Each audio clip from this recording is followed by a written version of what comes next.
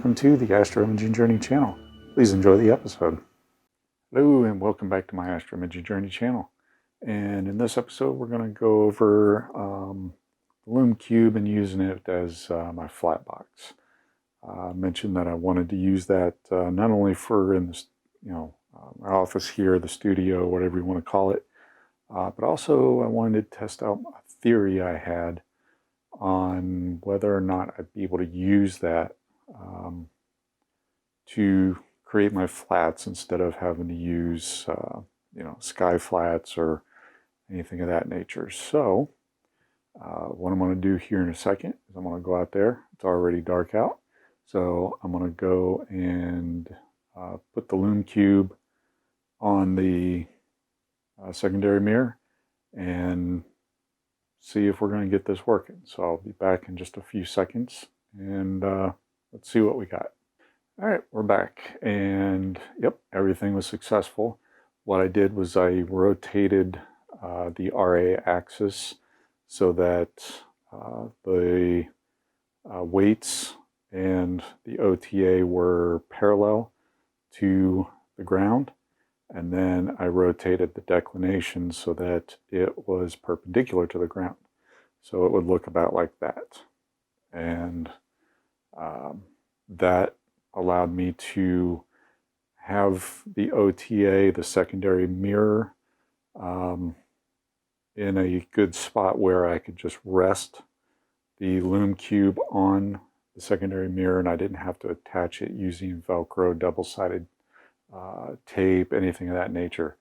I really didn't want to have anything that I would need to then pry the Lume Cube off of that mirror and potentially mess up any collimation. Because if this works, I don't want to have to recollimate every time I take my flats. So hopefully that's going to work, but I did snap a couple quick pictures while I was out there.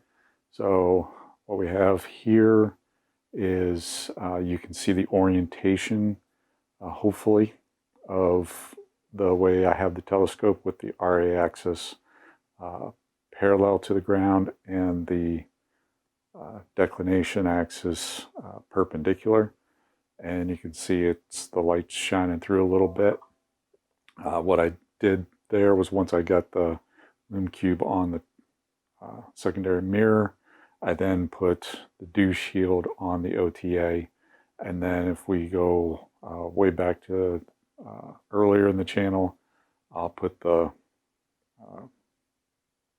video episode up here. I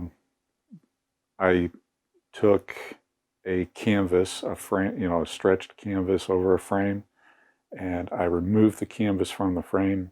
Then I had double layered t-shirt material that I purchased from Joanne Fabrics, where I believe I purchased the canvas frame from as well. And then I stretched that over the canvas frame and stapled it to it.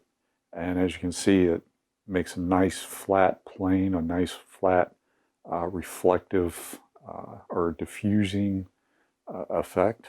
So you can see it, the light shining through it a little bit. And then in this image here, it's a little bit more of top down or angled down, that you can see the lights shining nice and through there. So it should be bright enough, assuming that we can get each of the filters. Then this image here is the Lume Cube lit up, because obviously it's dark out, so you can see it just resting on the secondary mirror there. So hopefully this is going to work. I'm going to go over to the computer now, and we're going to see if we can actually get any of this, any of our flats done using this setup. So we'll be back in a few minutes, or a few seconds video time anyways. See you then. Hello and welcome back. So here we are in ASICApmto, and I'm just going to go ahead and set my number of frames I want. We already are connected to our camera. Use the native settings, RAW 8, Bin 1. As you can see in the histogram, we are seeing this. The luminance filter is in place. So we are getting something on the histogram. That's good. And we got our directory set. And yes, we're on the luminance filter. So that's good. So next we're going to just go ahead and start our capture. Okay, so now that we're starting our capture, it's going to take a few minutes here to complete our frames. So I'll be back when this is complete. Okay, it's just about done.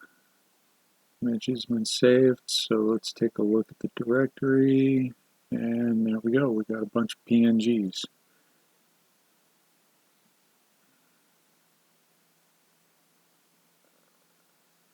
And let's see here. Thinking out loud here.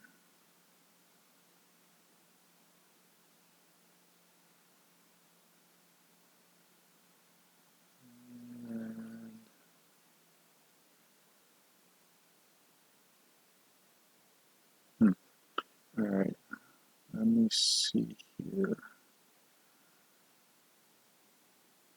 Do I want the PNG?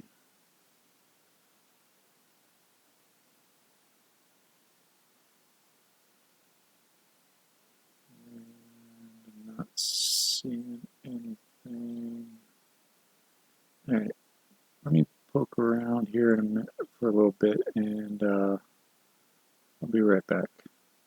All right, so I'm going to leave them as PNGs. That's fine. And now let's go ahead and let's switch our filter over to red. And we do have something on the histogram. That's good. So now we're going to have to adjust the exposure. So we can bring that up. Trying to get it somewhere in the middle. That should be good right about in there. And then we'll basically rinse and repeat for every filter. And I'm going to be curious. You can see I renamed it to represent the camera and luminance filter. And then in this one it'll do the same thing for the red filter. So I'm assuming the RG and B filters will be fine. If not, I'll be back. Otherwise, I'm going to be curious as to the narrowband. Will the narrowband show up? So we'll definitely be back for H alpha. So I'll see you when RG and B are all complete. All right, RG, B, and L are completed. So let's take a look at H alpha. And now there is something on the histogram. That is interesting. I really didn't expect that. So let's bump up the exposure and see if we can get that a little bit more towards the middle.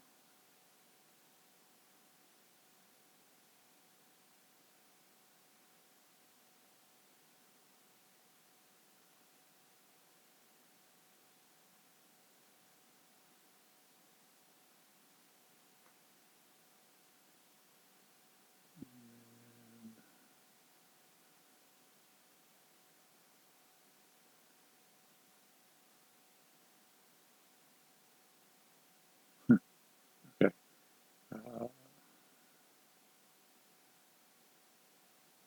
So in this particular case, I have to step up the seconds. Wow. actually use this for the narrowband too.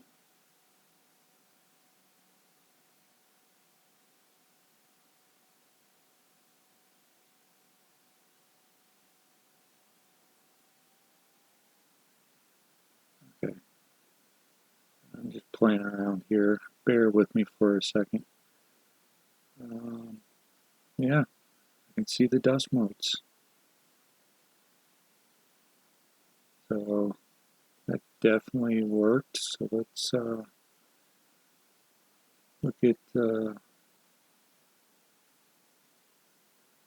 yeah, okay.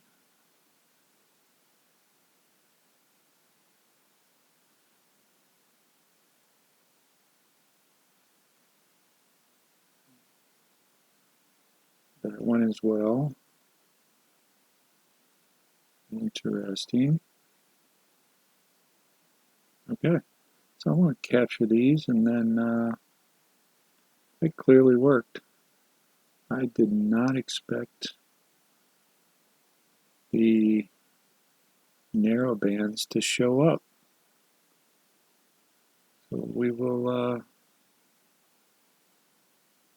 yeah, it's excellent. So we'll do a little view in PixInsight after I get all these completed. Unless something else comes along that is an issue, I will see you back with PixInsight. See you in a few. Alright, so while this is I'm still transferring all of the flat files to my local drive, but the blue filter is already transferred, so let's just take a look at them in Blink. And there we go. Alright, so let's pop that up a little bit, make it a little bit bigger. And you can see we got a few dust motes on here. One down here, one over here, one up here. There's a few more. Looks like I'm definitely going to have to clean my sensor. But those three, I'll be curious to see if they're all on the sensor or if there's any on each filter. But they seem to be pretty stationary and running through using Blink. They all look pretty good. So it looks like this Lume Cube solution might actually work. So next, let's look at the luminance data. Let's open up luminance. Those transferred pretty quick. That's good. Let's get the luminance in here. And one of the reasons why I want to transfer it to a local machine, it's much faster. So let's go ahead and pop that a little bit bigger. Got that one there, that one there, that one there.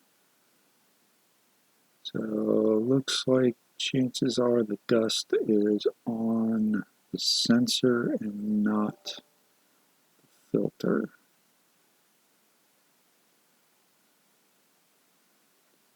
So, alright, let me take a look at another one here. So I'm going to blink through these real quick, and we'll be curious. Hydrogen beta was the one that I was a little concerned with, but we'll take a look at that next. See you in a few.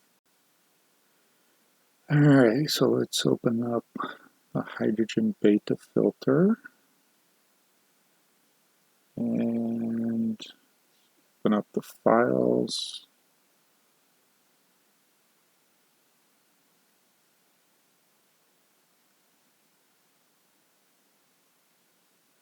It seems to go slower when I'm trying to record. But you can see the vignetting. But it worked. Wow. That really surprises me. Alright. Alright, well, as you can see, everything worked out beautifully. As a follow-up, I know I didn't show all the filters, but clearly Luminance worked. RGB, H-alpha, O3, S2, and hydrogen beta.